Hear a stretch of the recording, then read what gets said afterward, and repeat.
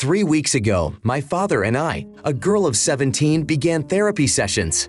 Last week, in our third therapy session, I candidly expressed my feelings.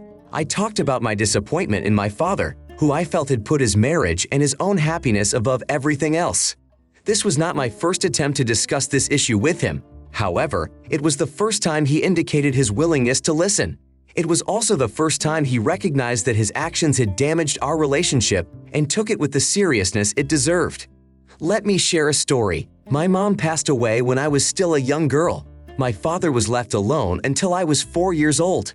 During that period, he met Sharon, who became my stepmother. Sharon was a divorced woman with 2 teenage children, a son and a daughter. My father and Sharon got married when I was 5 years old. From that point on, my half-siblings took an outright dislike to me. Initially, I viewed them as siblings, treated them with love. But they responded to me with cruelty, claiming to hate me. They encouraged me to run away, assuring me that no one would care about me. They refused to recognize me as part of the family, pointing out my alleged strangeness for calling them my siblings. Sharon noticed what was happening more often than my father did. I tried to turn to my father for support, especially when the situation became unbearable. One day I asked if we could leave. My father's response was an attempt at comfort, but at the same time he showed indifference to the depth of my feelings. He said we couldn't leave because Sharon was now his wife and we were all family. He argued that family was not something to leave. Sharon only intervened when her children brought me to tears. Thus, I had half-brothers and sisters on my father's side and Sharon's side. Initially, I was overwhelmed with delight at the birth of my younger siblings. I enjoyed helping them and playing together. However, my half-siblings soon began to manipulate them against me, using their older age and position. Sharon, over time, gave them more freedom and they convinced the younger ones to avoid socializing with me to spend time together, making ignoring me a routine. My younger brother and sister began to repeat after the step-siblings, and this continued even when the step-siblings left, keeping in touch with the younger ones, often bringing them gifts. I became more withdrawn and stopped trying to build relationships with them. My connection with my father also weakened and I focused on the thought of moving away. Noting the changes in my behavior toward the end of last year, my father suggested that I see a therapist and then concluded that family therapy was necessary for both of us. Last week, during the session, my father was deeply shocked by my revelations and apologized when I returned home. Sharon questioned me about why I was being strict with my father. This question sparked a discussion between her and my father. During the remainder of last week, I tried to get some privacy to mull over my thoughts. The upcoming meeting was already scheduled for tomorrow. Sharon apologized for her words and actions, but pointed out that my behavior was inappropriate. Ever since our meeting, my father has been trying to talk to me. I am confused, not knowing how to have a dialogue with him without a therapist present, feeling uncomfortable with the situation. You are beyond blaming yourself for a situation that is far from acceptable. The information that your father and Sharon are aware of the bullying by your half-brother and sister is deeply disturbing. Their knowledge of this behavior and their lack of active action to protect you underscores the seriousness of the problem. Your step-siblings' unacceptable behavior and the inaction of the adults who should have intervened raise questions about parental responsibility. That you had to deal with such attitudes and manipulation indicates serious problems in the family dynamics. Realizing that your father and stepmother did not take steps to protect you can cause justifiable anger and frustration. Your father, who was supposed to be your protector, unfortunately did not fulfill his role properly. The situation in which the stepmother seeks to avoid responsibility only makes things worse by giving the impression that she is trying to prevent the full picture of what is going on in the family from being revealed. The actions of the stepmother, who apparently knew of the seriousness of the problem but chose to remain silent, make her an accomplice in the situation. Nevertheless, it is important to focus on personal well-being and the future. Open dialogue during therapy and careful planning for the future can be key to building a happier and healthier life.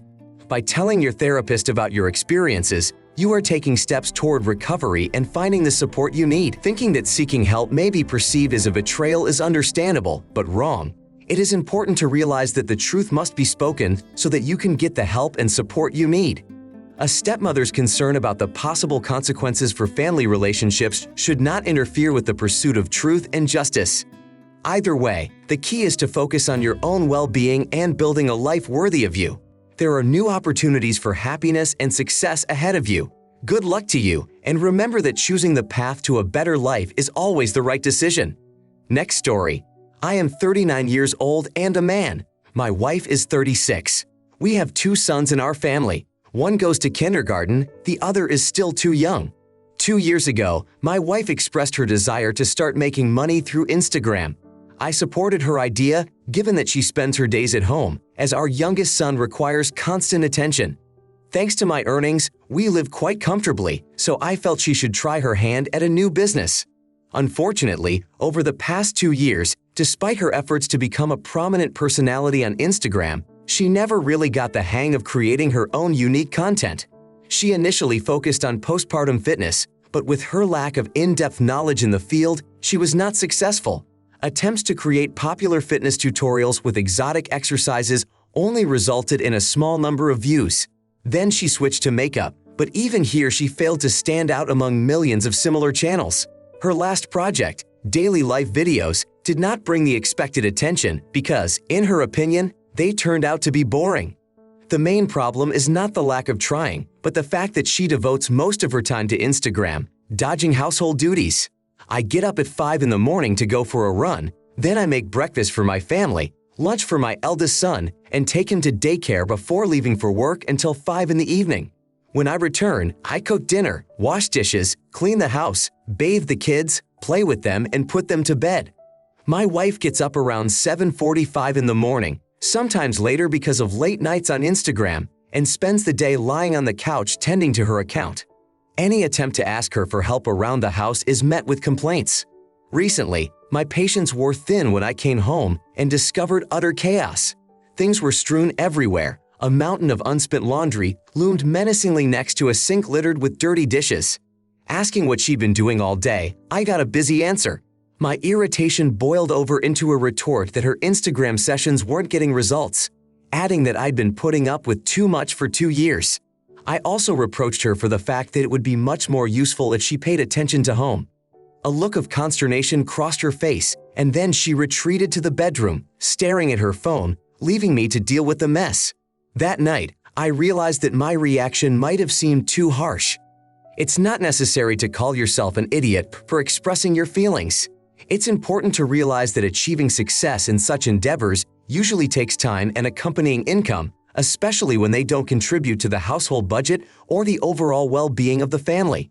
Yes, you probably should have presented your thoughts more delicately, but it's clear that you spoke out under the influence of circumstances at the time. Considering part-time work, such as selling items on Etsy, could indeed be a viable source of income, even if it doesn't bring in a lot of money. But even a modest income is better than no contribution to the family budget at all, especially when the occupation becomes more of a hobby than a serious endeavor. It's surprising that the situation lasted so long. Maybe the suggestion to change the content direction to cleaning tips would seem interesting to her, although she might have initially thought that becoming an influencer would be easier. It's important to realize that success in this field requires certain qualities and skills that she may be lacking.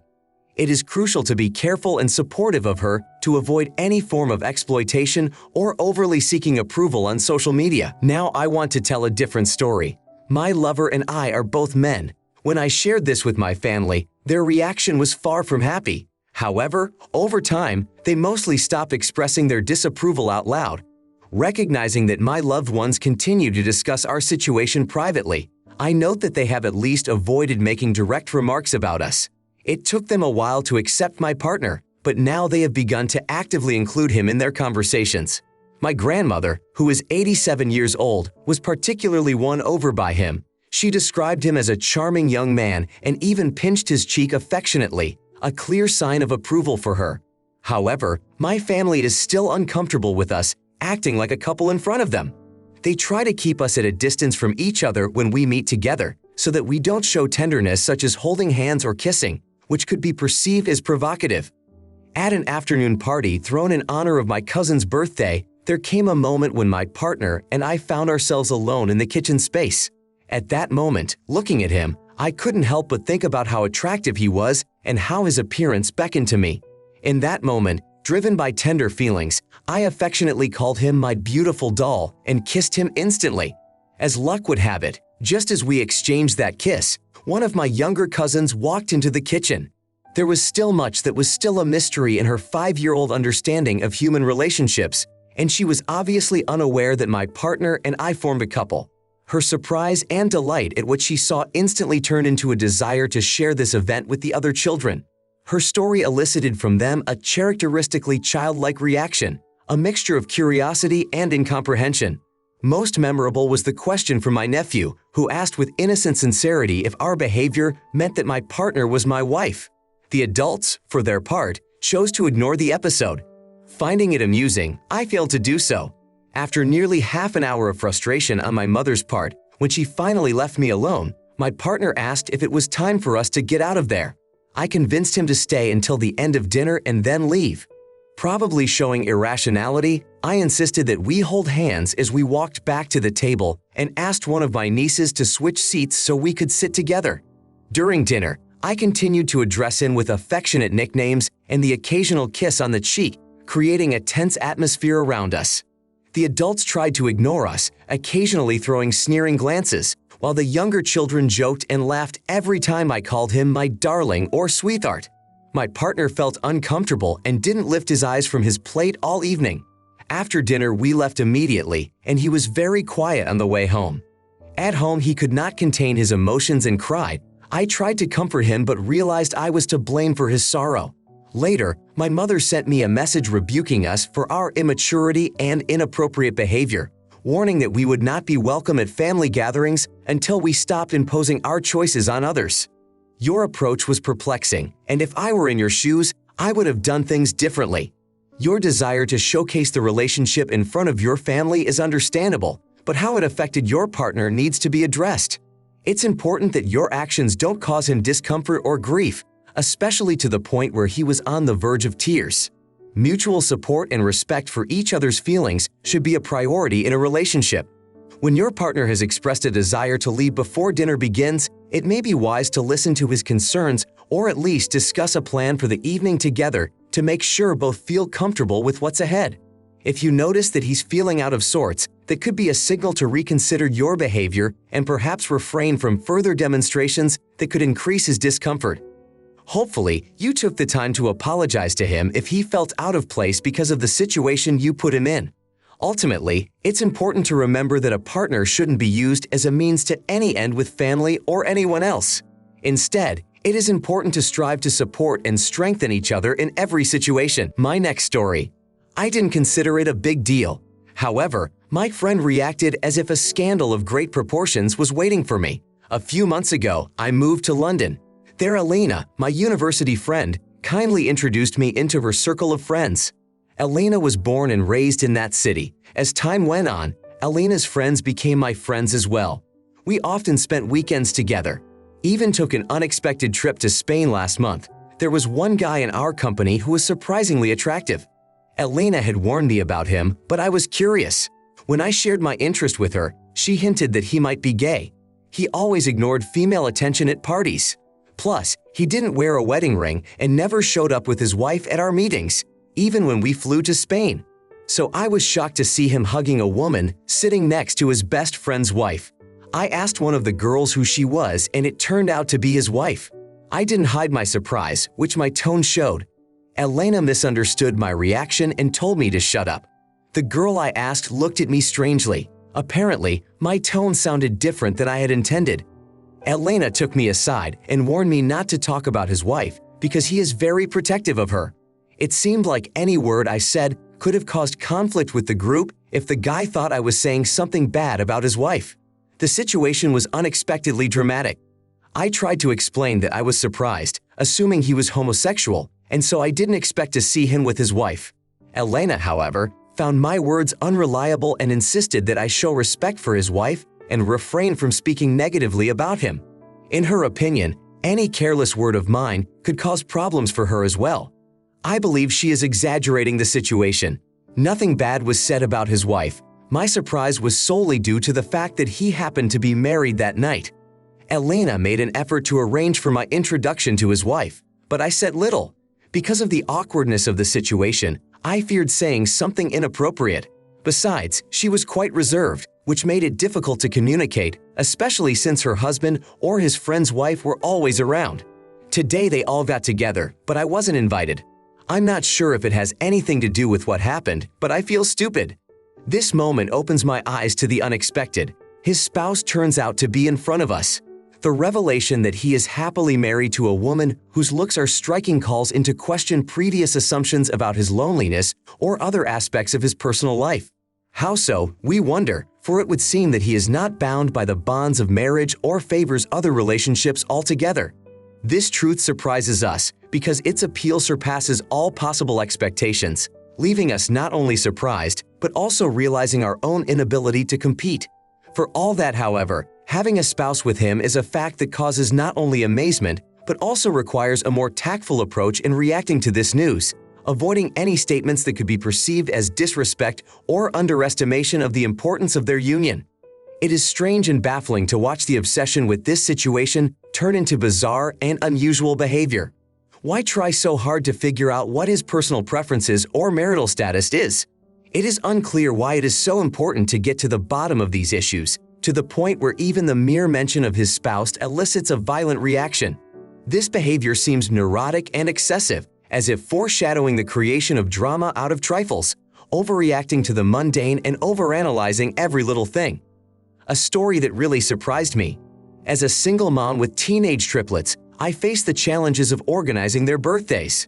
Traditionally, I allocate $150 to each of them to invite friends over for dinner at a restaurant. They tend to have large-scale parties with a DJ, choice of venue, and an extensive guest list, which is costly.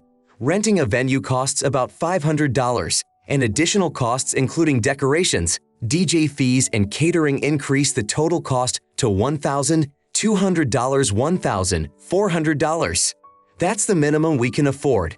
However, my daughters expressed a desire to have 3 separate parties, which raises the total cost to over $4,000.